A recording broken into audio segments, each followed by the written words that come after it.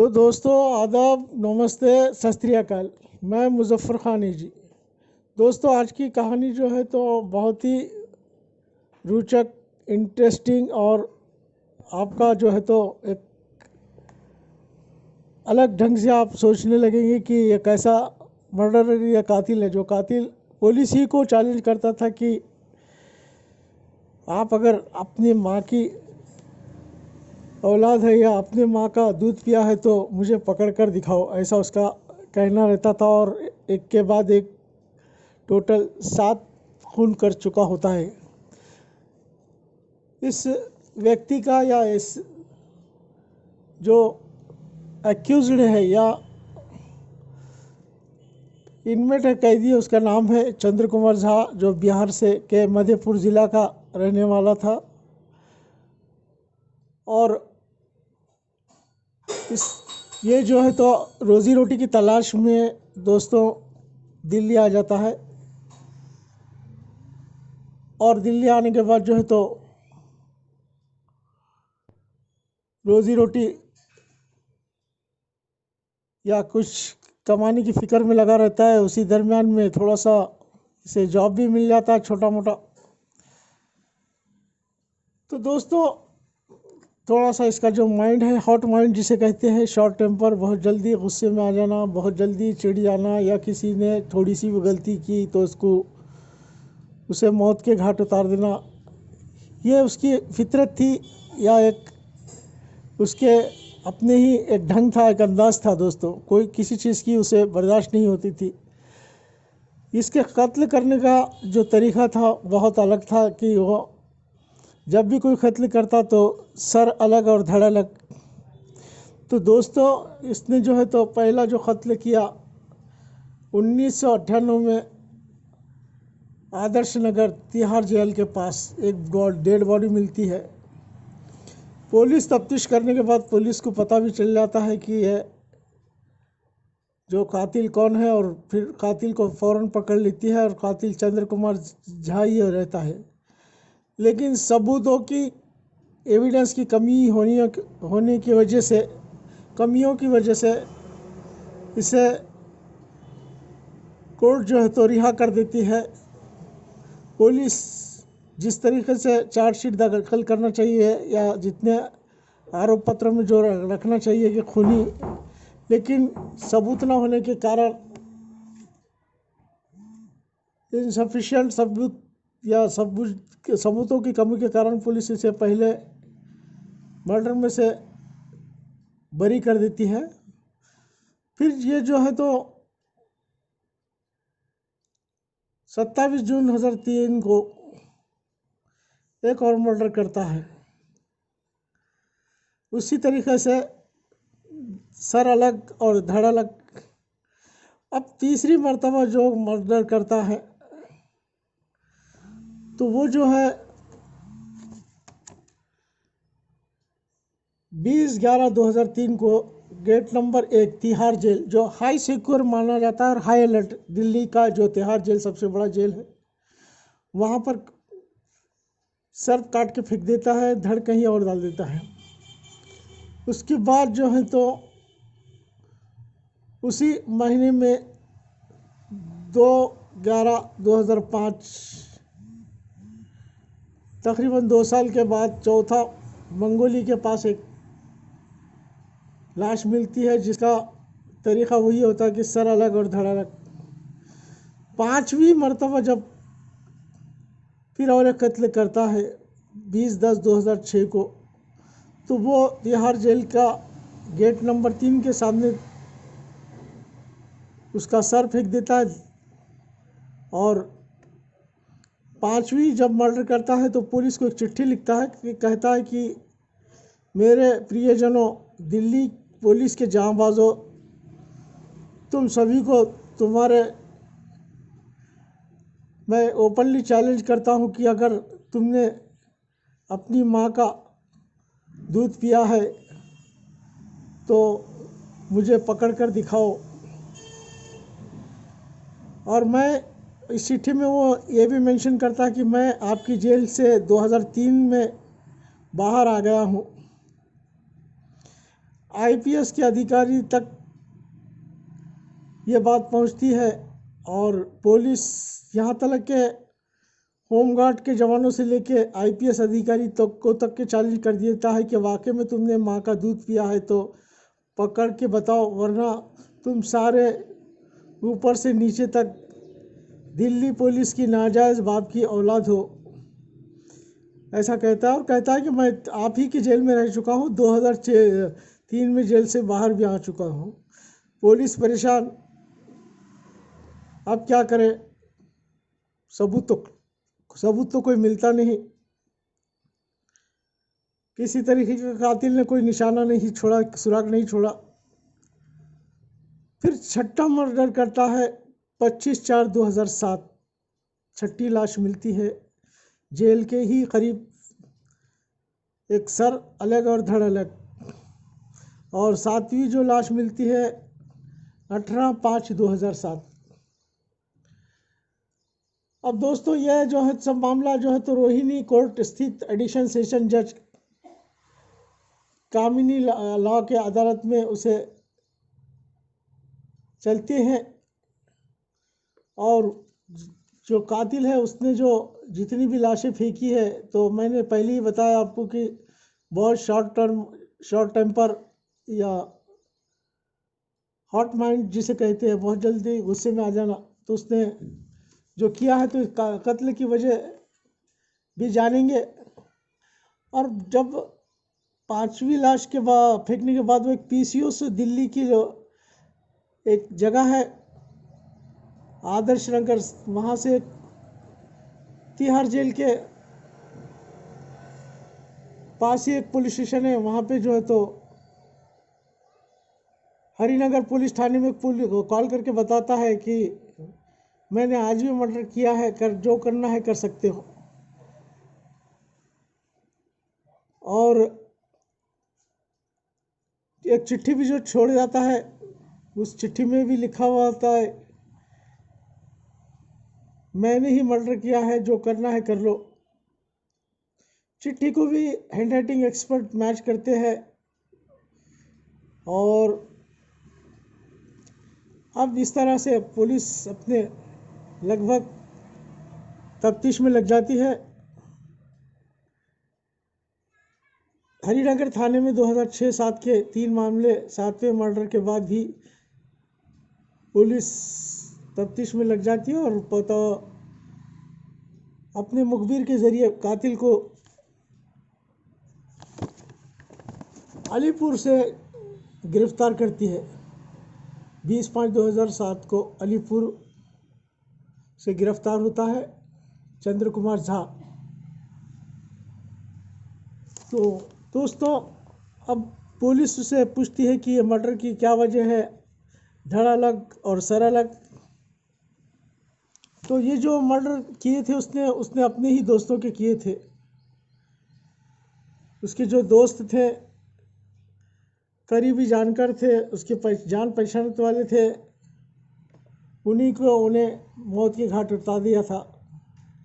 जिसमें एक अनिल मंडल, दिलीप, उपेंद्र, एक अमित, उपेंद्र राठौड़, ये उसके अपने ही दोस्त थे।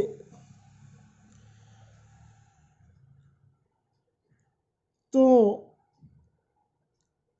जब वो पहली बार मतलब रिहा कर दिया गया था, तो उसके जो डिफेंस लॉयर ने कहा था कि भाई चंद्र कुमार झा के अगेंस्ट में कोई भी ऐसा पुख्ता सबूत या पुख्ता एविडेंस नहीं है जिसकी वजह से इसे खूनी करार दिया जा सकता है। उसका बेनिफिट ऑफ डाउट लेते हुए कोर्ट उसे पहली मर्तबा तो रिहा कर दिया। लेकिन अब सातवें मर्डर के बाद जब पकड़ा जाता है तो अब पुलिस बहुत ही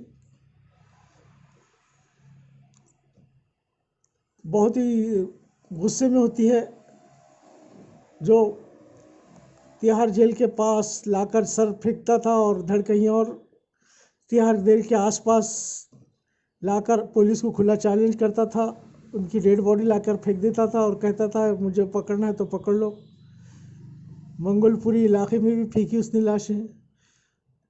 तो अब इसके बाद जब पुलिस ने 7वें मर्डर में उसे तफ्तीश किया तो 7 मर्डर कर चुका ये सर फिरा और सीरियल किलर ही कहा जाएगा। तो इसे जो है तो 7वें मर्डर के बाद भी इसे पुलिस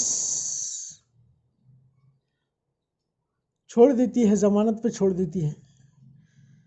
इसे कोर्ट ज़मानत पे छोड़ देती है और पुलिस परेशान हो जाती है कि 7 मर्डर करने के बाद फिर भी पुख्ता सबूत ना होने के कारण इसे वापस कोर्ट ने बरी कर दिया। और अब ये जो है तो साइकिक या सन के आदमी फिर और कोई कत्ल करेगा और हमें हेडेक देते रहेगा। और हमें तो बहुत बड़ा चैलेंज किया है, ऐसा पुलिस डिपार्टमेंट कहता है।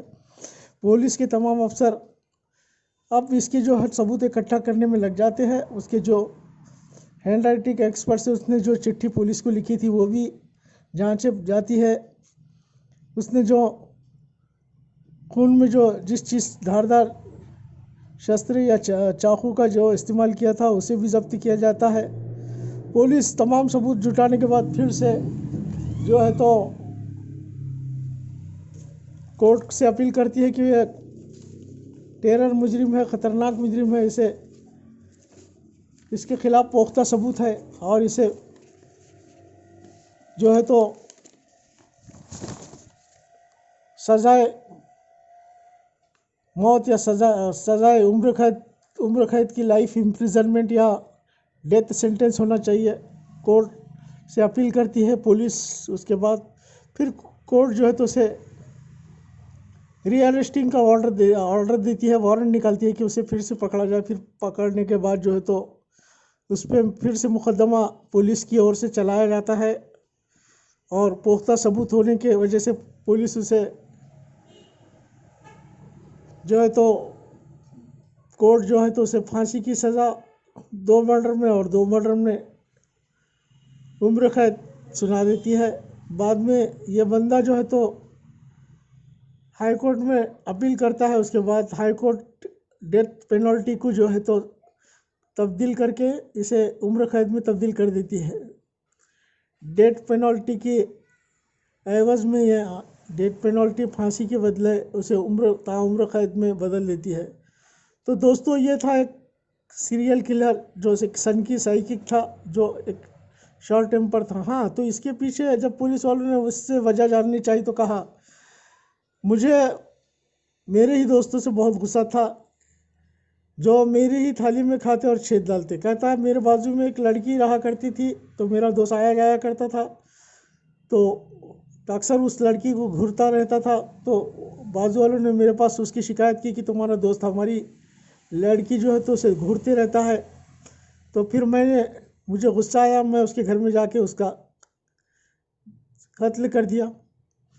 दूसरा एक दोस्त है जिसने मोबाइल इसी के घर में से चुरा ले गया। इसके घर में आया, खाया पिया और मोबाइल चोरी करके लेके चले गया।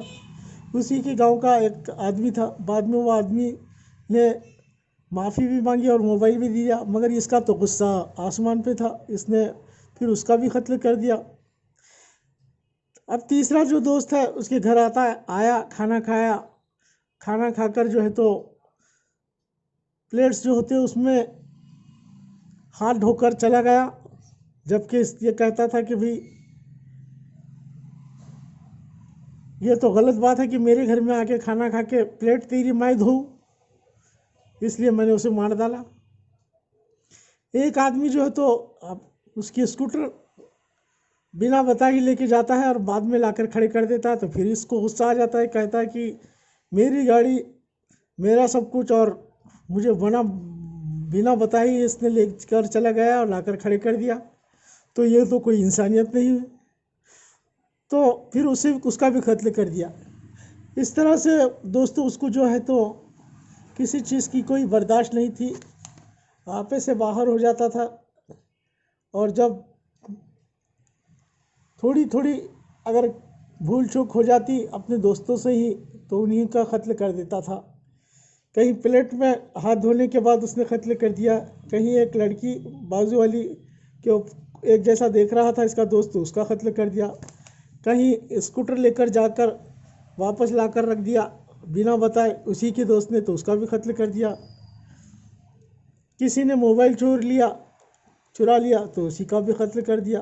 तो यह दोस्तों ये थी कहानी एक ऐसे सीरियल किलर की जिसने जो शॉर्ट टेम्पर था और हॉट माइंड था, जिसे बर्दाश्त करने की कोई, जिसे कहते हैं ना कि बर्दाश्त करने का मादा होना चाहिए या उसे कुछ बर्दाश्त करने की ताकत होना चाहिए। एक मेंटली प्रिपेयर्ड या मेंटली जो था तो थोड़ा सा वीक था, मेंटली वीक था। तो दोस्तों ये थी कहानी चंद्र कुमार झा, बिहार का जो एक आदमी। वैसे वो उसका कैरेक्टर जो था तो बहुत अच्छा था, लेकिन उसका जो माइंड जो था तो वो साइकिक था और वो छोटी छोटी बातों पे तभी बदला लेने का सोच लेता था। आमतौर पे लोग देखा जाता है कि लोग इतनी छोटी छोटी बातों को नज़रअंदाज कर देते हैं। खैर कोई बात नहीं, इंसान है, गलती हो जाती है, माफ़ी मांग लिया, छोड़ दिया, मैंने उसे भी माफ़ कर दिया। मुझे नहीं पता, नेक्स्ट टाइम मैं कहूँगा उससे कि अब मुझसे कोई ताल्लुक़ नहीं रखना, क्योंकि आपकी फ़ितरत मेरी फ़ितरत से अलग है। ये कह देता तो भी चल जाता, लेकिन छोटी छोटी एक मामूली जो चीज़ें उस पर उन्हें अपने ही दोस्तों का कत्ल कर दिया और यहाँ तक कि पुलिस को भी चैलेंज कर दिया। तो दोस्तों यह थी कहानी एक, और ख़ास करके एक जो है तिहाड़ जेल जो है तो हाई अलर्ट हाई सिक्योरिटी का जेल माने जाता है, और उसी के सामने वो उसका सर लाकर फेंकता, जो जिसका कत्ल करता, डेड बॉडी का जो सर है वो वहाँ ला के फेंकता, धड़ कहीं और फेंक देता। तो ये उसका अपना माइंड सेट कहो या उसकी जो है तो आप, हम कहते हैं कि इसकी जो है तो मेंटली है, साइकिक है, मेंटली साइको है, इसने अपना आपा खोज बैठा है। उसी तरीके से इसका थोड़ा सा दिमाग हॉट माइंड या शॉर्ट टेम्पर था। तो शॉर्ट टेम्पर की ये थी एक कहानी। दोस्तों आपको कैसी लगी ये मुझे कमेंट्स में बताइए। मेरे चैनल को सब्सक्राइब कीजिए, लाइक दीजिए, और पसंद आए तो अपने दोस्तों को शेयर भी कीजिए। Thank you very much.